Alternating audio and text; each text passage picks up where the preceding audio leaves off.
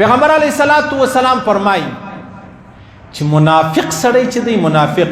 دا په زکات کې کمزوري شي ورکوي د منافق سړی علامه دا ده چې دی په زکات کې کمزوري شي ورکوي کمزوري شي څه معنا دا د یو سړی چې دی هغه د کپړو کاروبار کوي راولاړ سي هغه کمزوري کپړې هغه ایکسپایر کپړې هغه ایکسپایري ته نږدې کپړې هغه نه خرڅېدونکي کپړې 2 کاله پرتې وي هغه یې راواخیستې مدرسه مسجد طالبان غریبان یتیمان ورې کړلی د الله رسول فرمایي و زکات ادا سو خو تا د منافق چم وکړي منافق دا کوي چې خپل ځان آباد کړي اسلام برباد کې تام خپل ځان چې دی هغه آباد کوي په ظاهر دی دا تاثر ورکوي چې یاره زه مسلمان یم زه زکات ورکوم لیکن په اصل حقیقت کې ستا ضمیر ورته ته وایي چې یاره دا خراب شی پکې ورکوي دا به څه کوو د دې خبرې څه انتهایي ډېر ځان وګورئ دا د الله رب العزت د بېادبۍ څخه ډېر نفرت کېږي کوم سړی چې د الله د حکمو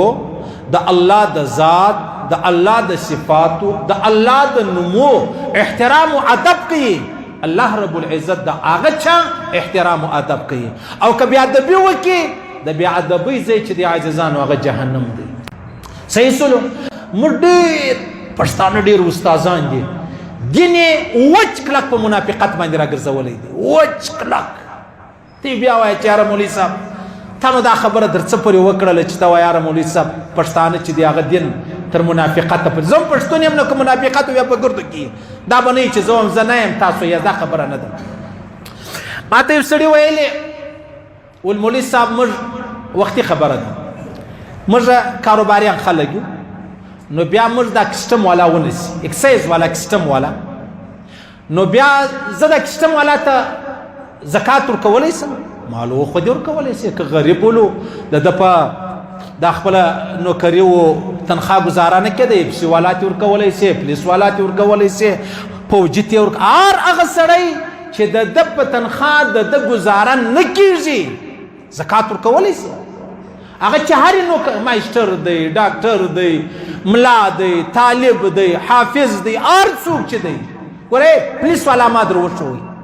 اپسي والا مې در وښوئ چې په تنخوا یې ګزاره نشي کېدلی ورکه زکات پیسې ورکولی سي نو مال و بالکل ورکولی سي ول نه دا خبره نه ده مولوي صاحب خبره دا ده دی زموږ څه رشوت غواړي دی زموږ څه روپۍ غواړي نو زه خو روپۍ نه ورکوم نو دغه مال زه د زکات په روپۍ را خلاصولی سم دی مال د زکات په روپۍ د کسټمه سره باید را خلاصوي و خدای دا یعنی دا څنګه مسلماني ده یعنی ستا ضمیر تا ته څنګه او بیا جبه دا په ملایانو کې له ما پوښتنه کوي د دی ملا سې وکړه چې داسې مړخولی ملا یې وروره چې دا کیسه دې ورته وکړه د دوم یېرئ ستا م یېرئ ما تر قیامته نه یېرېږي ځکه دا خباثت دی دا منافقت دی نو دا خباثت و منافقت چې په ما او تا کې بیا به زما او ستا څنګه ژوند دی په ظاهره موږ په څنګه خبرو خلکو ته ځان کړی دی چې زه څنګه مسلمان یم ډېر داسې کسان ستا مزدوران یې نیولي دي مزدور ته وایي وایي زه به تا ته مطلب 10,000 روپۍ در کوم زما دکانداري زما مطلب منشي زما مزدوري دی را ولاړېږي هغه په زکات کې ورکوي یو سړی چې شاته په زکات کې روپۍ ورکړي بیا په هغه باندې وایي راسه زما د کور دیوال راووه نو دا تاسو اجرت ورکوي که د زکات ورکوي ها دا لا صحیح ده چې یو سړی خپل مزدور ونیسي 10,000 تنخوا ورکړي په هغه د ګزاره نه کېږي بیا راولاړ 10,000 روپۍ یا 10,000 ورته وایي ستا خرچه ده په زړه کې زکات نیت کړی یا پروا نه لري لیکن که ته راولاړ شوې علیحده دي دا سړی دا مزدور د دې دپاره نیولی و چې یاره زه به څه کوم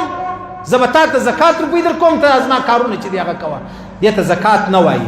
د ده زکات نسو صحیح و هغه سړي که روپۍ ویوړې پروا نه لري